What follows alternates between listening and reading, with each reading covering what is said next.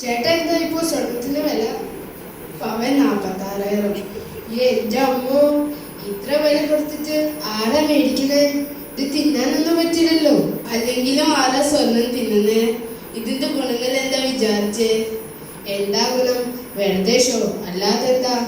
അല്ല, അത് മാത്രല്ല, ഒരിക്കലും വില കുറയാത്ത സാധനം ഉണ്ടെങ്കിൽ അത് സ്വർണമാണ്.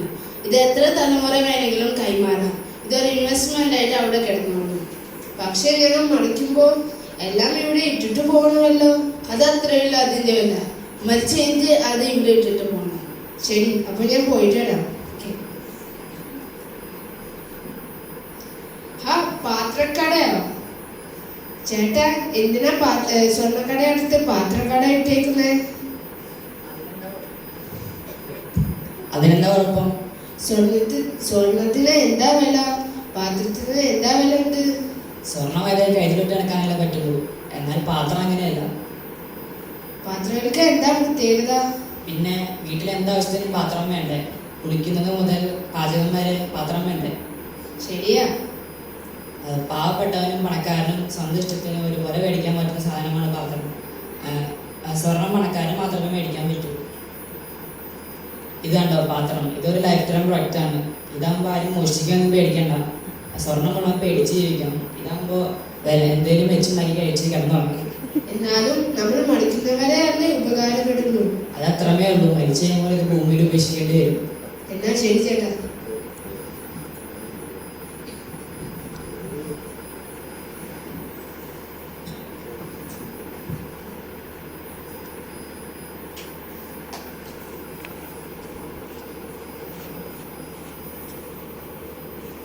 ഫ്രീയോ? അടിപൊളി. ചേട്ടാ, എന്താ ഈ ഫ്രീ? വല്ല പറ്റിക്കൽ പരിപാടിയാണോ? പറ്റിക്കലൊന്നുമല്ല, 100% ജെന്യുവൻ പ്രൊഡക്റ്റ് ആണ്. ഇത്രയും ജെന്യുവൻ ആണെങ്കിൽ പിന്നെ എന്താ ഫ്രീ? അപ്പൊ ഇവിടെ എന്തോ കുഴപ്പമുണ്ട്. ചേട്ടൻ ആദ്യം ഇതിന്റെ ഗുണങ്ങൾ കേൾക്ക്, എന്നിട്ട് തീരുമാനിക്കാൻ വേണോ വേണ്ടത്. ഓക്കെ, എന്നാ പറ, എന്താ ഇതിന്റെ ഗുണങ്ങൾ? ഇത് 100% ജെന്യുവൻ പ്രൊഡക്റ്റ് ആണ് എന്ന് പറയാനൊരു കാരണമുണ്ട്. ഇത് 2000 വർഷം മുമ്പ് ഭൂമിയിൽ ജീവിച്ച യേശുക്രിസ്തുവിന്റെ ജീവിതം ആസ്പദമാക്കിയിട്ടുള്ളതാണ്. അതിന് പ്രൂഫുമുണ്ട്. മാത്രമല്ല, നിങ്ങൾ ഈ രക്ഷ എടുക്കുകയാണെങ്കിൽ സ്വർഗത്തിലേക്ക് ഫ്രീ എൻട്രി ആണ്. അതും with life time visa. Expire ആവത്തുമില്ല. പിന്നെ കിട്ടുന്ന പദവിയോ കിരീടം, ചെങ്കോൻ, വിശുദ്ധൻ, അങ്ങനെ അങ്ങനെ. മാത്രമല്ല, ചെയ്ത പാപത്തിനൊക്കെ മോചനം.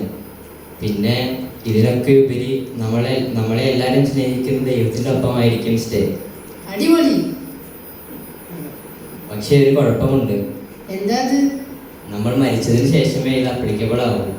മതി, ഇത്ര വലിയ രക്ഷ കേട്ടതിൽ വലിയ സന്തോഷം.